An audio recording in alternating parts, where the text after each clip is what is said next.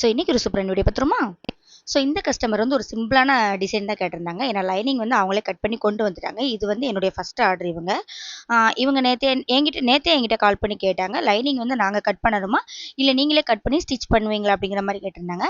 So நீங்கள் stitch பண்ணுறதா இருந்தால் நீங்கள் கட் பண்ணி கொண்டு வந்துருங்க அப்படிங்கிற மாதிரி சொன்னேன். ஸோ அவங்களே ஸ்டிச் பண்ணுறதுனால லைனிங் வந்து கட் பண்ணி கொண்டு வந்துட்டாங்க. ஸோ நம்ம டிசைனை மட்டும் போட்டு கொடுத்துடலாம் அப்படிங்கிற மாதிரி அவங்க கேட்ட டிசைனே போட்டாச்சு. ஸோ இந்த கலர் வந்து எனக்கு ரொம்ப பிடிச்ச கலர். ஸ்கை ப்ளூ வந்து எனக்கு சின்ன வயசுலேருந்து ரொம்ப பிடிக்கும். ஸோ என்னுடைய ஃபேவரட் கலர்.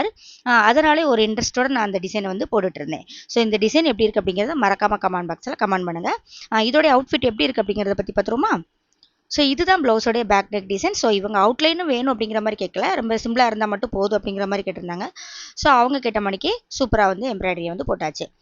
இது வந்து ஃப்ரெண்டுக்கு, அப்புறம் இது வந்து ஒரு கைக்கு, இன்னொன்று வந்து இன்னொரு கைக்கு. ஸோ எல்லாமே டிசைன் வந்து இப்படி தான் இருந்துச்சு. ஸோ இந்த வீடியோ பிடிச்சிருந்துச்சுன்னா மறக்காம ஒரு லைக் பண்ணி சப்ஸ்கிரைப் பண்ணிடுங்க.